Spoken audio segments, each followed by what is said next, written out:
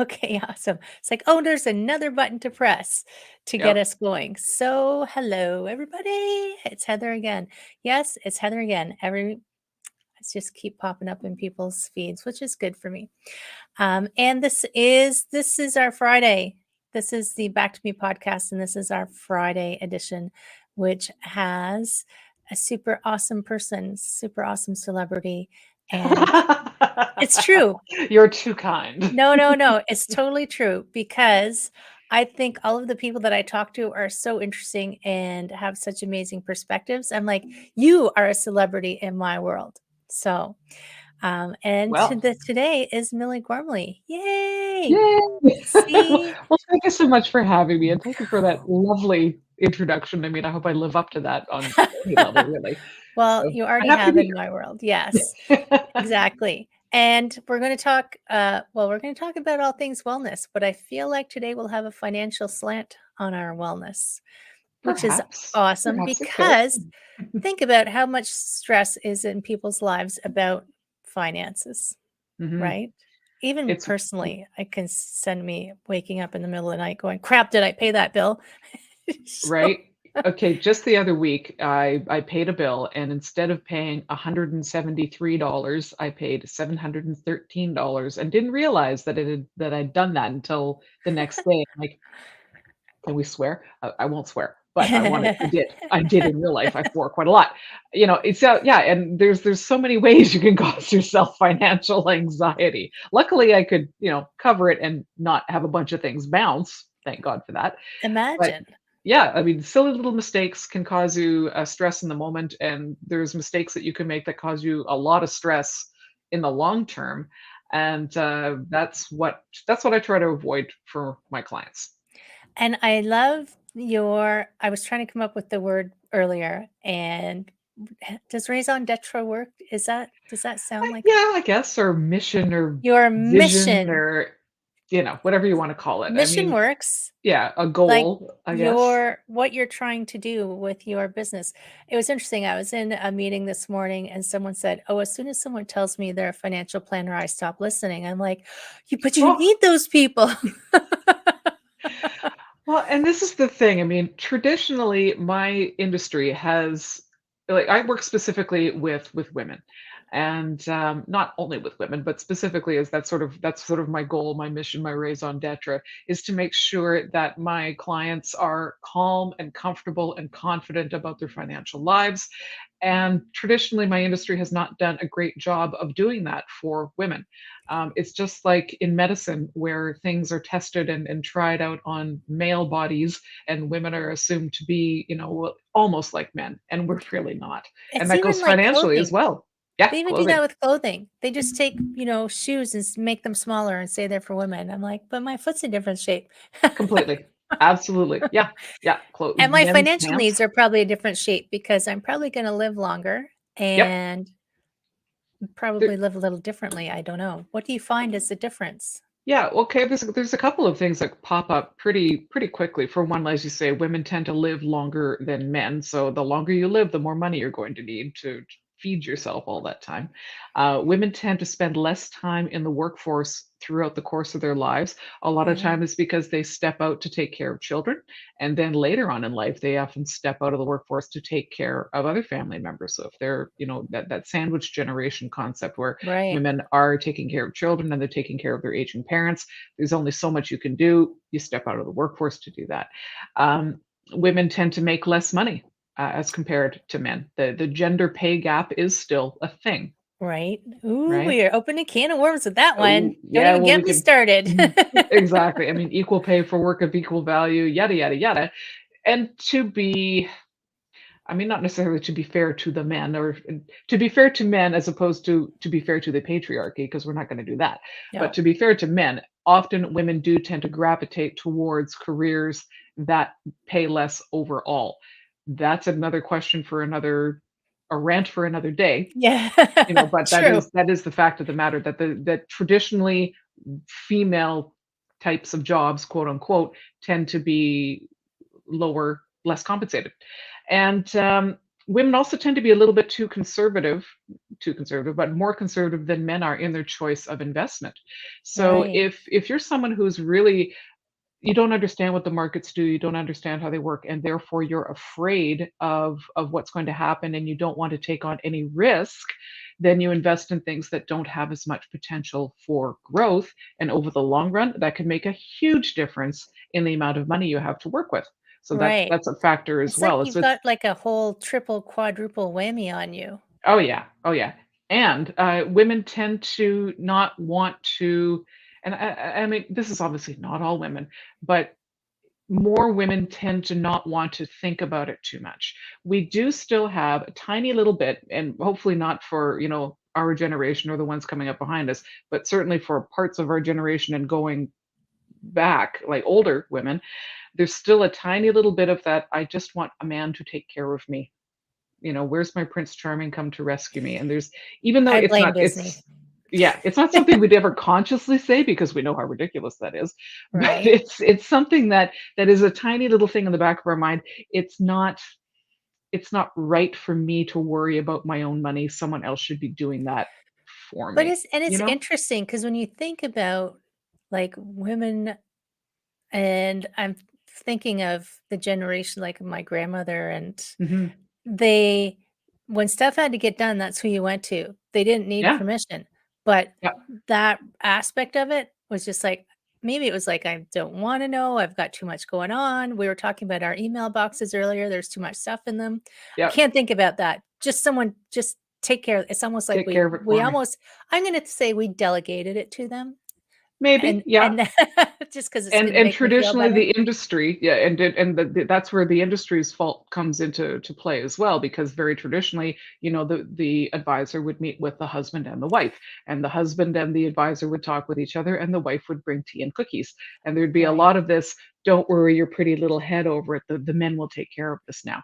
And some women went along with that. They were comfortable going along with that, and as long as everybody's alive and doing well and you're agreeing on everything, okay. But as soon as you split up or someone passes away, then it becomes a problem because you end up in the position where you as a woman have this stuff and you're dealing with this person and you don't know what to do with it. You don't feel comfortable with that You person. might not even know what you have A to lot have of the cases, conversation. that's exactly what happens.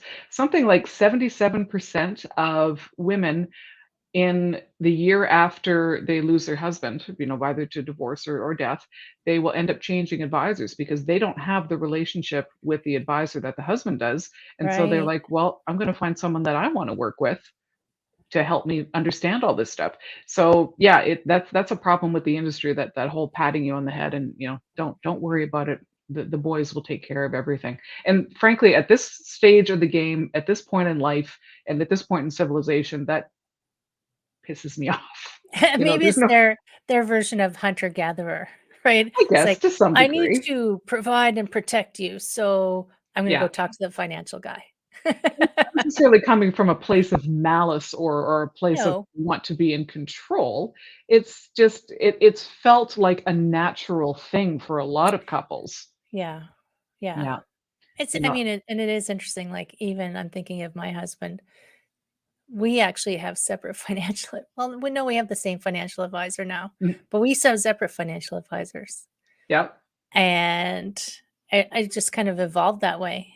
And I do let him take care of a lot of things just because I'm like, I understand it. Obviously, I understand it. I mean, I used to be a CPA. I just don't Yep. have bandwidth for that right now. Can you just give me updates, regular quarterly updates or something? Like, And that's totally fine. I'm not suggesting that every single person needs to be, reading the Wall Street Journal every day and having an in-depth understanding of what the market is doing at any given that's why moment. we have you. That's why I have a job. That's what I'm here for. And to be perfectly honest, I'm not watching the Bloomberg charts all day every day either, because I plan for the long term. And when I'm meeting with a client and we're setting up the investment part of things, because it's not just about the investments, and we'll get into all that. But when we're setting up the investment part of things, we want to make sure, I want to make sure that my clients are invested in something where we can be comfortable with it regardless what the market is doing on a given day. Because certainly these days inflation's going up and interest rates are going up and there's wars and there's And it's a roller coaster on the pandemics and it's market. it's it's drama all the time. It So is. and you can very easily make yourself crazy The watching the market news should every go on day. one of those reality TV shows because, like, I'll check it once or twice a week. I'll go, "Holy crap," and then the next day I'll go, "Holy crap, what For the the" complete opposite reason. Yeah, Right? exactly. Yeah. Like, Yeah. "What are you guys doing out there? Quit it." Well, and that's the thing. I mean, if we're talking about things like an RRSP or something that is designated to be used when you're old and gray and you're not old and gray yet, for the most part, there's really absolutely no reason to be looking at it every single day. You'll just make Right, yourself crazy, you know. Look at your statements, get your quarterly statements. If you've got questions on them, call your advisor and get an explanation as to what's been going on. But the idea that we need to be on top of it so we're much. not day traders. We're not day traders, exactly. If you are a day trader and this is something that you're interested in doing and if you want to make this a hobby or kind of a part-time job, have at it, have fun, go nuts.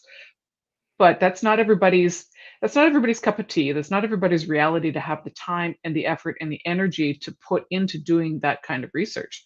You could get yourself into a lot more trouble by over analyzing and over trading and doing too much than by picking something that's got a good solid base of quality companies that you're invested in and then leaving it be. So I tend to deal with mostly mutual funds and ETFs, Right, I and was gonna say ETFs I know are quite popular these days, yeah. and maybe people don't know what those are. Okay. Well, an ETF that stands for Exchange Traded Fund. Oh Lord, my industry is so full of acronyms. It's nutty. Because you have so But many words. yeah, yeah, and I talk a lot and I talk fast. So ETFs stand for Exchange Traded Funds, and a sort of a traditional standard ETF is trying to track what we call an index. So the TSX, the Toronto Stock Exchange top 60, it's top 60 stocks. There will be an ETF that tracks the behavior of those stocks. And the idea is that it's passive investing so that nobody's putzing around with it. Nobody is trying to make decisions. Nobody's trying to put in any guesswork as to what the market's going to do next. They're just letting the market do its thing under the premise that over the long run, markets go up. Like I've pulled out, I don't know if you're familiar with something called the index chart. It's probably my favorite thing, but it can be really Is that the one that overwhelming. shows that no matter how many times it's gone down, it just keeps going up and up and up? Eventually, over the Boop, long boop, run, boop, that's what will boop, happen. Yep, right? exactly. Yes, and it shows so many things. It shows what interest rates have done. It shows recessions. It shows who Oh, was in cool. political power at any given time. It shows, when things happen. So you can see when 9/11 happened that the market did a dip. And then in 2008, when the real estate market went kablooey, and Kablooey is a good word. yeah, another dip and all those kinds of things. And it's just kind of fascinating to me to to go over that. But yeah, but the general advice that I like to give people in general is don't freak out. You know, Right. don't freak out is like a cornerstone of my investment philosophy. You need to be like the Hitchhiker's Guide to the Galaxy. You open it, don't panic. Yes, don't panic. Get your towel Yeah, and just exactly. just write it out. And I guess you do, I know that you're, focused on women, but you must have couples as well, I'm imagining, I do. Yes. getting Yeah. Go ahead. sorted. No, it's just, like, helping them kind of, because it is interesting, like, navigating separately is not necessarily useful if Yeah. you're a couple. If you're a couple, I think it really depends on the individual relationship. There are some couples that are very much your money, my money, and then they'll have a pool of our money to do projects and household stuff with. Hmm. And then there's couples that put it all in one pot and sort it out. And then there's, hybrids of those kind of things. Like my husband and I, we got together and we were very young. I mean, like high school. So half of nothing is nothing. So we started Right. off and we Just put it throw it all in all one in. throw it all in the big pot and we'll sort it out as we go. And then for other couples, if you come into the relationship with a portfolio and a relationship with an advisor already established, well, maybe you want to keep that. I mean, Right. certainly it's absolutely valuable to have conversations as a couple as to what your goals are, couplely speaking. Right. If you're going to buy a home together, if you're going to take vacations together, if you want to retire each at a certain time, having sort of planning conversations around that is absolutely very useful. Money is one of the biggest reasons that couples break up. So you to have an open and honest dialogue about how we see money is really important, because so many people have very different money styles. If you've got a saver married to a spender, there can be a lot of conflict unless you figure out who does what. Been there, done that. Mhm. Exited.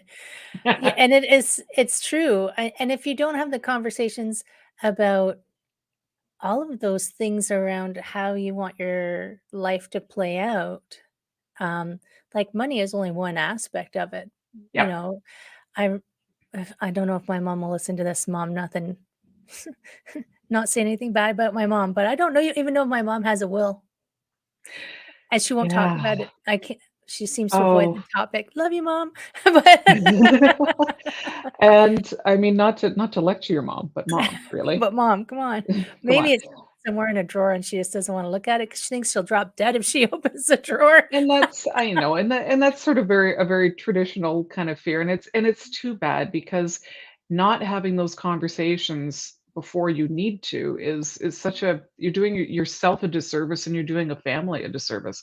I gotta tell you, so on the opposite side, when my husband's grandmother passed away, this is years and years ago, she passed away on a Saturday, and we all went to the funeral home on a Sunday morning, and we're sitting there, and the funeral director comes out and says, "Okay, this is what she wanted. Everything's laid out. It's all paid for. She wanted this casket, and she wanted this ceremony. She wanted these songs done, and it was done." And I Cool. could just yeah, and I could just see the stress and the tension lifting off my mother-in-law's shoulders. That was one of the greatest gifts that her mother gave her, was to just take that off her plate. There was no discussion about what she would have wanted, because there it was, black and white. Yeah. It's a lovely thing to do for Already your family. finished. Already Yeah. done. Pre-arranging your funeral and then having a will in place will just save the people you love so much stress when they're already going through a horrible time. Well, and trying to find documents and Yeah. who's your lawyer and how Yep, do exactly. where is this thing? And because I watch a lot of murder mystery shows, is this the most recent document? I don't know.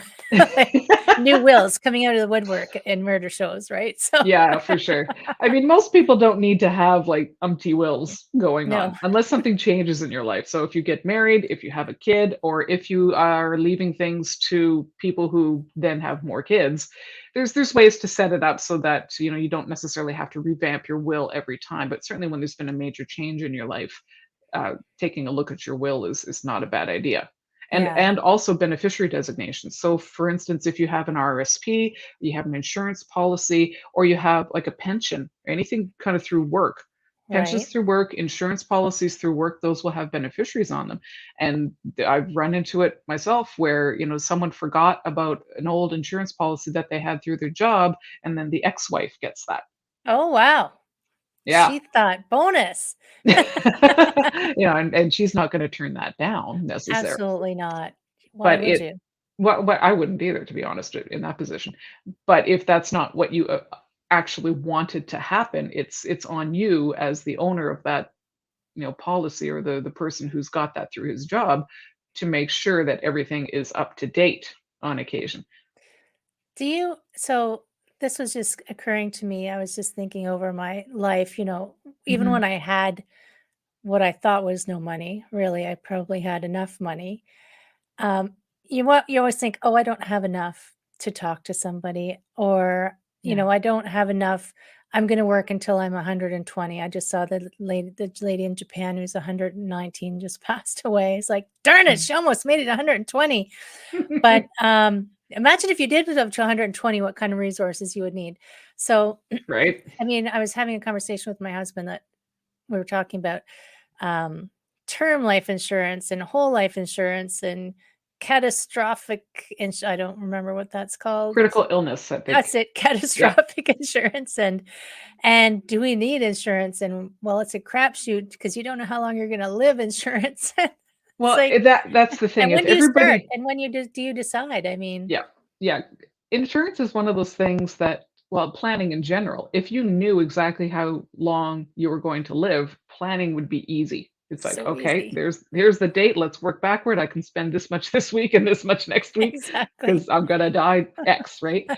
But life does not work that way, and life does not work the way, like, no one's life runs as smoothly as a computer projection will make it look, and that's why you kind of want to revisit your plan on at least somewhat of a regular basis because things change, right? But as far as the insurance question goes, I like to put it as, would someone you love be financially inconvenienced by your passing? Is there debt that you would not want them to have to take on? Is Right. there something that you would want to leave for them to not have to go to work for a while because they are trying to recover from the loss of you? Are there children that you would want to support until they, are able to stand on their own 2 feet?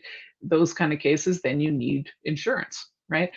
But there are certainly situations where, and forgive me, fellow insurance salespeople, but not everybody needs every kind of insurance all Right. the time. There are situations where selling someone an insurance policy is not doing them a favor. Which is good to know. Yeah, but that also depends on your individual situation.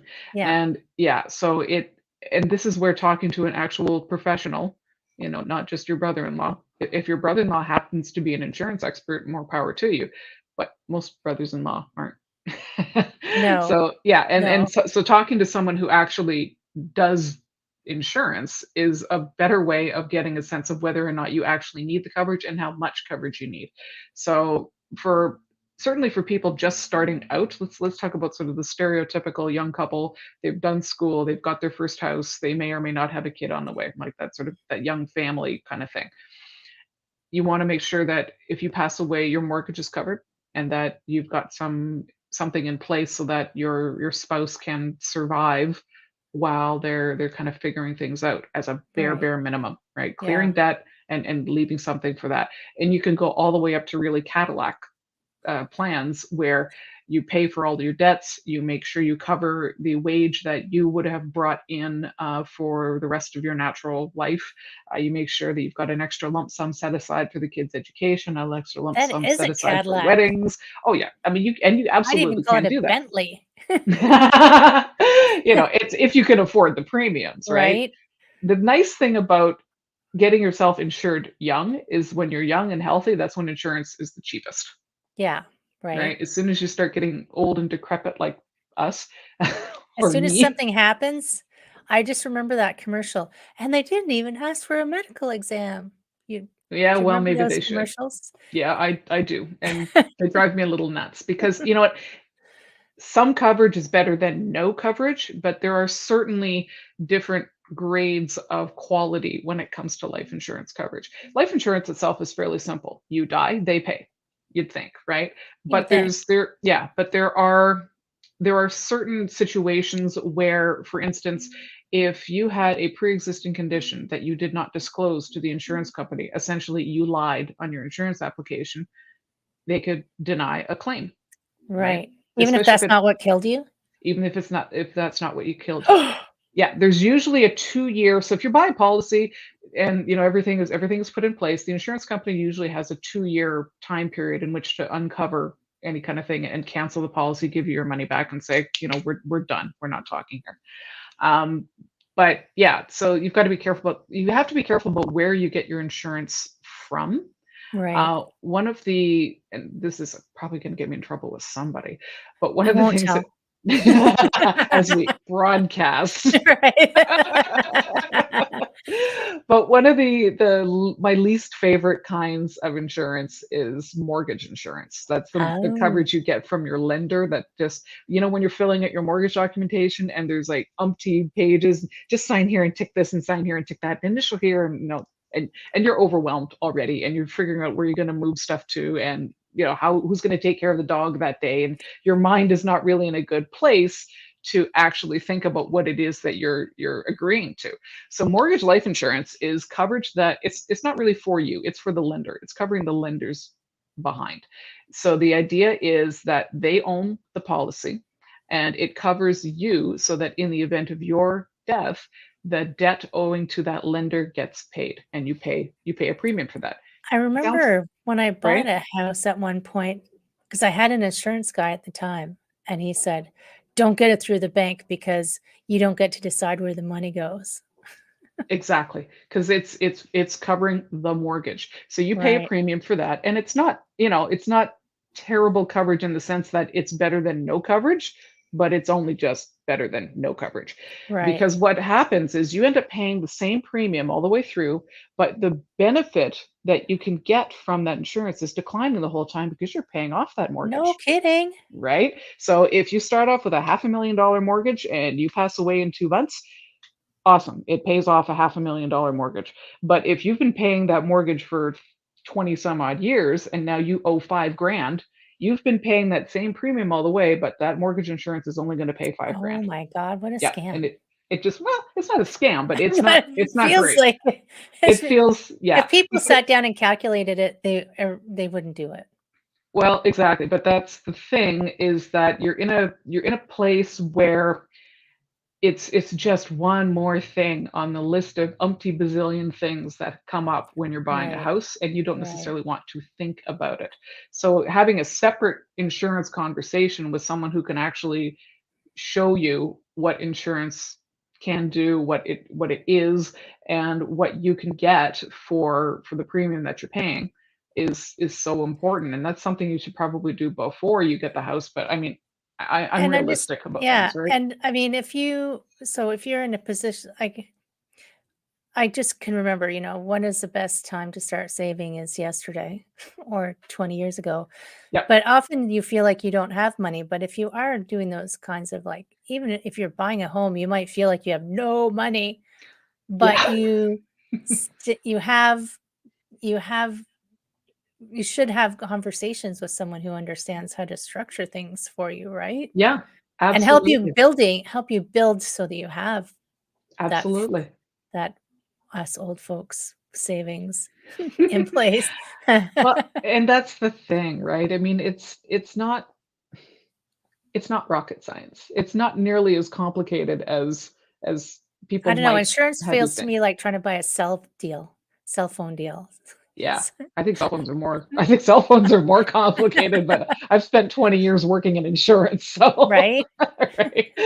But, yeah, I know it's a tough thing because I don't want to beat up on people for not having insurance. I mean, I do, but I'm not going to because it's not productive to do that. Uh, Right, I like to tell people you made the best decision you could with the information that you had at the time. So don't beat yourself up. But now we've got to fix this essentially, because if you and your husband buy a house together and neither of you have life insurance, what happens if one of you gets hit by a bus? Like, what right. would happen? Would you have to sell the house? And Which then what would you do? you've already got enough trauma going on. You don't want to have to lose your home, Yeah, yeah, right? yeah. Mm, How do you replace that income? And if you have kids, what's going to happen as far as supporting them going forward? And you don't want to wait until a tragedy happens to think about these things. You want to think about these things before the tragedy happens. right. 100%. And I think that's true of everything. When I was in the hospital in October, one of my messages was, "Don't wait until you come out of the hospital to get healthy. Be healthy, and maybe you can avoid the hospital. Be Yeah, healthy so that when you go to the hospital, you come out faster yeah, in better yeah, shape. Look after your financial health." I mean, I always talk about there's 6 aspects, I think, to wellness and like your whole sphere of the things that are going to keep you happy and healthy. And financial is a big one of them, right? Because sure. there's somebody I listened to a podcast. He said, being rich is no big deal. I mean, he says, being rich is no big deal, but makes life a whole lot easier. Yeah, money doesn't buy happiness, but I'd rather be unhappy with a roof over my head than not. And It's it's by so many happiness, cliches. but it will allow you to not wake up in the middle of the night because you can't pay your bills. It'll allow you to not, work 6 jobs to keep food, and it because you're not working 6 jobs, you can spend time doing things you like doing. Money doesn't give you happiness. Money gives you choices. Money gives you Ooh, that's options. good. Money gives you security. Money gives you the ability to do other things and to help other people. Right. So yeah, so to look at health in the general sense and wellness in the general sense and say, oh, but we don't want to think about money. That's not who we are. Om kumbaya. I think that's short-sighted, you know. It is. Yeah, yeah, candles cost money too. It is, and I mean, I've listened to a lot of podcasts and a lot of conversations, and money mindset is a big thing. Maybe it's just my feed because, once you watch one cat video, you see all the cat videos. Yeah. So maybe I watched one once and that seems to be a lot of stuff in my feed, but we do have a lot of hangups Yeah, about financials. It's like rude to discuss them.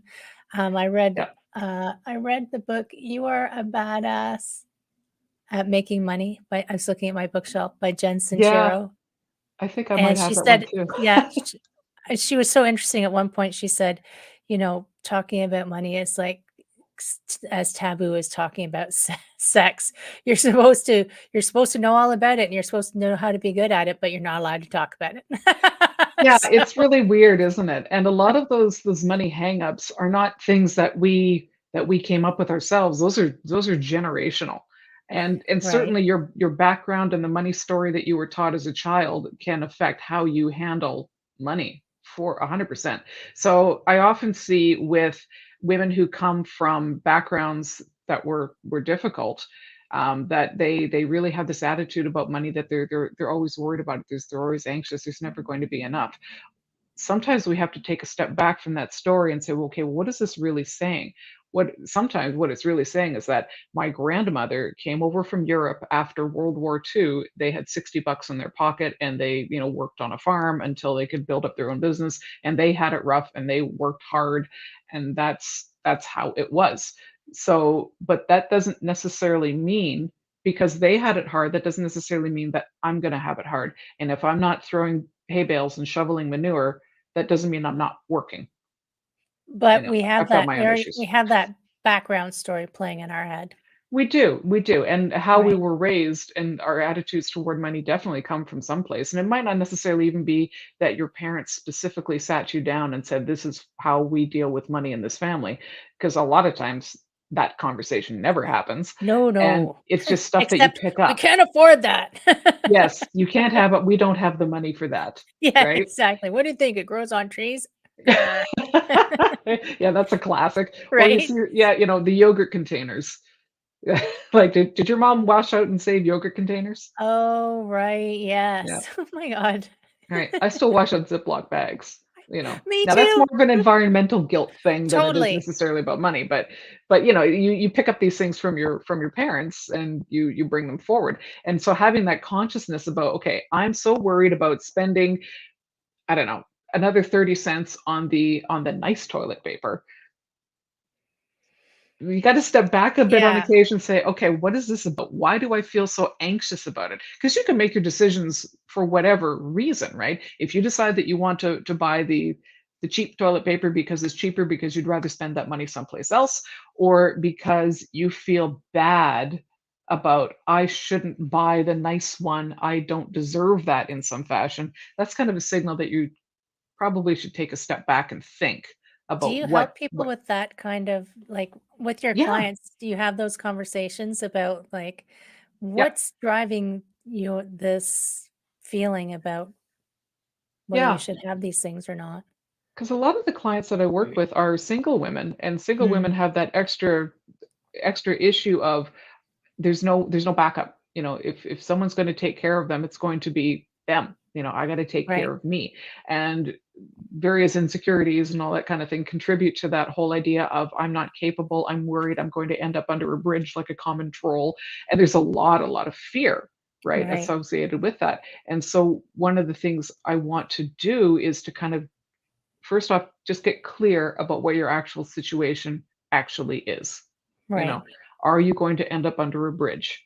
No, no, you're not, because you've got this X, Y, and Z, and you've got this pension plan, you've got your savings and all this, all the things, all the pieces. Put them on the table, lay them out, and say, you're going to be okay, or you're going to be okay if we do this, Right. right? And kind of get that set up. So once you get clear about what the actual situation is, then you can start getting calm and comfortable and confident about how to move forward. And your emotions are definitely a part of that. When I was working at the bank, it really shocked me how many people had tons of money sitting in bank accounts, not doing anything. They didn't necessarily need the money, but they're just kind of sitting on cash because A, they were afraid of the markets because they didn't understand them, or and B, they weren't spending the money because they were afraid they might need it at some unspecified date in the future. Right. And I don't want any of my clients to die on a pile of money either. You know, you need to you want to enjoy your life, Yeah. right? You want If to why do you have it if you can't have some fun? right, exactly. You want to be able to live your life, and that's why it's always sort of it's a constant process of, okay, here's what we've got, here's what we're projecting that we're going to need, and adjusting things and moving the investments around a little bit, and tweaking the spending and how much are we going to take out of this, and where should we going to where are we going to get the money to put into our TFSA this year, et cetera, so on and so forth. um, because yeah, it's not just about the saving. Saving is very important. At some point, you turn around, you start thinking about the spending of it. And certainly when women start to hit their retirement years, and I'm starting to hate the word retirement just because the meaning of it has changed so much over the I years, like right? what you were calling it when we were talking the other day, but I think was that one of your colleagues came up with that word? Yes, I can't take credit for it. Kim Neeson came up with that. She's a life coach. She recently retired from her corporate job. She owned a company herself, and she's calling it rewirement. I love that. Right? And I love that Rewirement. too. So yeah, so we're working on a webinar together, and on that topic, that idea of when you come to the end of your normal working life, whenever that may be, you do have to kind of rewire your brain a little bit in order to actually enjoy that next phase of your life. So sometimes I'll sit a client down and say, okay, you're 55 years old, you're looking at retirement in 5 or 10 years. What do you want to be when you grow up? Right. And right? And that's a question that kind of forces people to go, "What do you mean by that?" Because it's a huge change in your life, so you've been used to working really hard and putting money away and paying off your bills and scrimping and saving for the future. Well, now the future is kind of here, so how do we readjust Can that? you actually shift to spending it? Like, Yeah, can you yeah, imagine and you've some been people have saving? a really hard time. Yeah, it would be hard. Yeah, I've been Yeah. saving, saving, saving for the last, 50 years. You want me to spend it now? Yeah. Well, what I might need it in the future. Honey, you're 79 years old. The future is now. Right. It is the future. It is the future. This is the future you were saving for. And I'm not saying, go out willy-nilly and let's buy a Lexus because it's there, right? I wouldn't say that's probably in their personality anyways, if Oh, you're always been man. a saver, but Yeah, I can't tell you how many times I would have a conversation with a lovely older lady. She was my client when I was working at the bank, and she would come in and we would talk about things, and I noticed one winter her coat had a broken zipper on it, and I'm like, are you going to go buy a new coat? Oh no, I can't spend the money. Well, okay. And I'm looking at her portfolio going, you can spend the money. And I said, well, what do you mean? You can totally afford to buy a new coat. I mean, go buy a new coat. It's 30 below. I mean, come on, buy a coat. Oh no, no, I need to leave that money for my children. And I'm like, okay, your daughter the doctor and your son the engineer do not want you to go without a winter coat so they can have another couple of $100 in their pocket when you're gone. right? But we Wow. get into this loop, and we can't break out of it. So You're the I had to exit sit. I see you as the exit sign. Exit here for your Yeah, life, for your fabulous life. exactly. I have kind of taken clients and sort of verbally shaken them and saying, "It's okay. Enjoy your life, please." Oh my gosh, right? Yeah. Yeah, it's so I always find it fascinating because I still catch myself, I do all this, um, and I mean, I'm constantly trying to help. I mean, this whole podcast is to try and help people see where they could have a happier life, pretty Yeah, much. It's like yeah. happier, healthier, whatever that is for you. And I still catch myself. I'm like, "Oh, did I just say that?" It's like, "No, I We're all can't have human. this. Oh, crap, but yes, I can have that if I want it. Do I Yeah. want it?" is the next question. Yes. Yeah, that whole question of do I want it or do I need it? And sometimes you don't need it, so therefore you kind of want to put it away. But sometimes you want something just because you want it. It's Just because finding you that want it. balance, and it's fine it's that balance of reasonableness. Is it reasonable to want, a fancy coffee once a week? Yeah, it's totally reasonable to want that. Is it reasonable to want to buy an entire new wardrobe every year, right down to the shoes and purses and everything else, and spend thousands and thousands of dollars. The, the, I the, the, guess you know, depends on your job. yes, it depends. There's a lot of context, right? Which is Right? why getting your financial advice from a website or something cookie cutter online is going to Oh, miss out on a lot of nuances. so So true. having a third party to kind of sit down and have that conversation with you, like, And okay, ask you the and questions ask you the and question, you made $75,000 last year, you want to retire in 10 years, you don't have enough saved. Are we really going to be spending this money on this, or should we be putting that into something else? right? Have that And conversation about things. probably a lot of people right now don't know how much they actually, unless they've sat down with someone, don't know what they're actually gonna need. Yeah, Even exactly. I if you're mean, just rolling the dice on how long you'll live, but which we all are. yeah, it's like, Yeah, well, if I plan to live till I'm 100, how much do I need? You know, yeah, and how do you do those calculations? And yeah. I know it's involved, which is why I hire professionals. Yes. I mean, Yeah. an online calculator can give you a raw number. They could say you need $1.5 million in order to retire comfortably. Okay, sure. Where are you getting this from? I mean, there's a lot of nuance, there's a lot of context that gets lost in a one number. And there's no one right number for everyone. And so when you're looking at news articles that say you need X amount to retire on, it's trying to be as broad as possible for every possible situation. And it's Well, just and not if you think nuanced enough. even if it was an accurate number, if someone's told me you need $1.5 million, I might go, "What the" It's like, "How Right? do you expect me to come up with that?" Because then the stories start playing in your head. Yeah. What? Where do you think money grows on trees? Where am I supposed to come up with that? So Yeah. There's a lot of managing expectations that goes around with that as well. I you know, the, um, the slogans and the commercials and the you're expectations. richer than you think.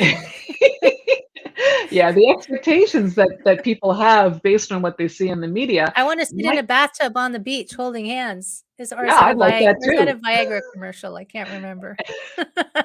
or a Corona commercial, something like One of those.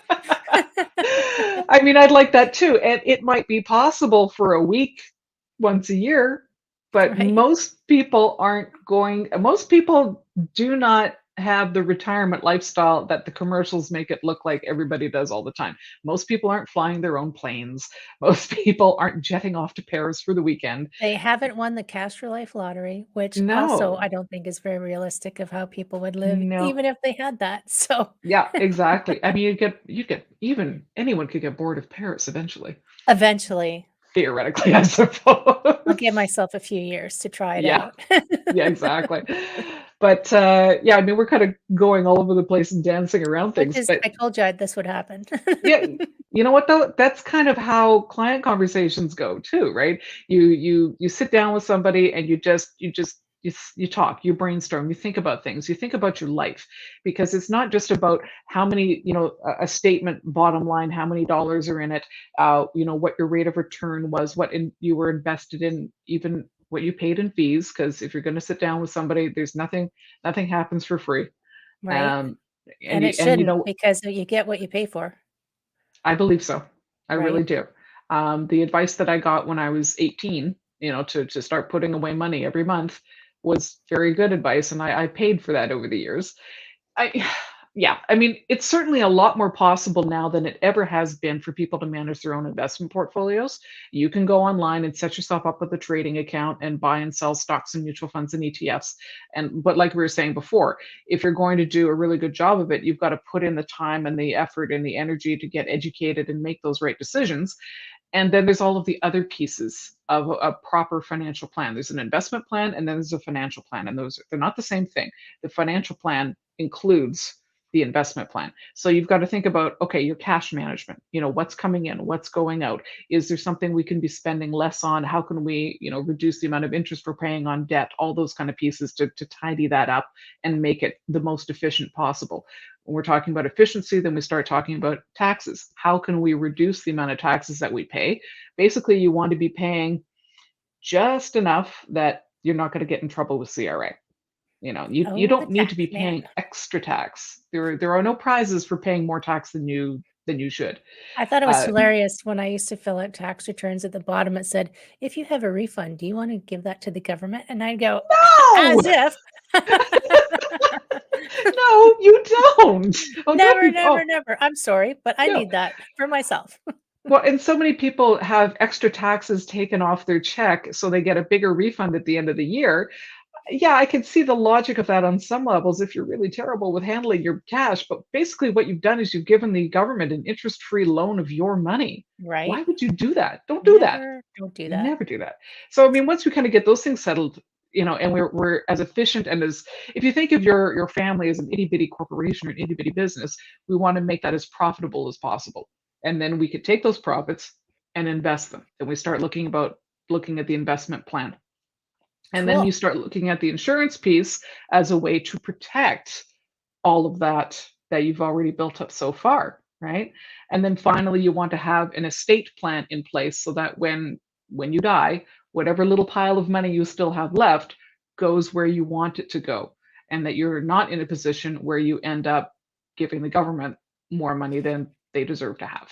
So Right. that's what a whole financial plan is and does, and that's so much more than just buy this ETF or buy this mutual fund. That's such a good summary, actually. I don't even know what to say now. It's like, wow, you put a little bow on top and everything. I've been doing this a while. No kidding. And I wanted to ask you, is there a date for your webinar yet? Because I would love to share it with everyone. Yeah, right now we're looking at June, I think it's May the 26th. We've been kind of tossing the dates around back and forth. But at the present time, it's May the 26th. It'll be online. And if people have questions about that, send me an email. I can make sure that people are Yeah. updated on that too.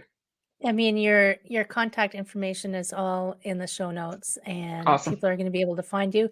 And if you have the link, I will add the your webinar link on there too, so people can go and check it out, because I think it's important and I think it's fabulous. And I do know that if you can balance if your finances is what's freaking you out, it's going Hmm. to affect your emotional health. It's going to affect your relationships. It's going to affect possibly your physical health. Sure. Three of the other six. And if you just fix that one thing, all those other things will benefit, right? So Well, all of the pieces of your overall wellness fit together with each other. You can't ignore any one piece for very long, or it's going to come back to bite you. And yeah, finances is probably one of the simpler things to fix in a lot of ways because there's concrete steps you can take to improve your financial situation. Everybody can improve their financial situation to some degree, right? It's just how much and how dramatically and all that kind of stuff. And everybody's situation is different. So, I'm not going to say you need X number of dollars in order to retire, or, when you're retired, you need to withdraw at the rate of 4% or 5% or whatever, yardstick that is out there, because your situation is different. You are different. Your life is going to be different than your neighbors, and you need to plan for what you want your life to look like. And that's why you meet with a beautiful. pro. That's like dun da da. Leading the charge. I mean, I feel Right? pretty strongly about this, that people deserve to have comprehensive advice and people deserve to have customized advice to their situation. And all of with the intention that people deserve to have a happy retirement, like a And yeah, happy a happy living life. life, like take that off of your stress list, right? 100%. Yeah. That'd be so awesome. Awesome. So I was gonna ask you if you had any last words, but Hmm, Yeah, don't be afraid to ask for help, right? true. If you're meeting with someone about your investments or about your insurance needs or about your financial plan in general, we're not here to judge you. And if you're getting a judgy vibe from an advisor, find another advisor. Like, talk to someone that you're comfortable with, because this is a relationship that you want to build over years so that they can give you the advice that's going to be best suited for you. So talk to more than one advisor when you're looking for help. And like, that's the main part of work for you as a person to do, is find someone that you're comfortable with and that you can trust, and then you've got something to build a relationship on. Awesome. That's good advice too. Like, Thanks. get a second opinion. Yeah. And I say it about everything, all of my wellness things. It's okay to ask for help. You don't actually have to do it all by yourself, right? Amen. Yeah. And the and I mean, we're all here doing our best to help other people. So let us help you. Yes, exactly. Please, that's what we're here Let us for. help you. We're here to help. It's okay. Yes, awesome. Thank you so much for taking some time with me because Well, I know that thank you are looking after lots of clients and I know that, time is precious. So I want to say thank you for spending time with me. well, thank you so much for having me. I mean, I'm always grateful for an opportunity to talk to people about what I do, because I'm pretty passionate about it. I've been doing this a long time, Obviously. and you know, I want to help people. That's what I'm here for. Exactly. All So, right. So, people, give Millie a call. All the information is above or below. I can't remember where it shows up. It's in there somewhere. Give it a click. Go and check her out. All always right, my happy to have a chat. Initial consultations are free of charge. totally free. The Totally best free. deal in town. Yep. Awesome. All right. Have an amazing day, okay? Thanks, you too. Take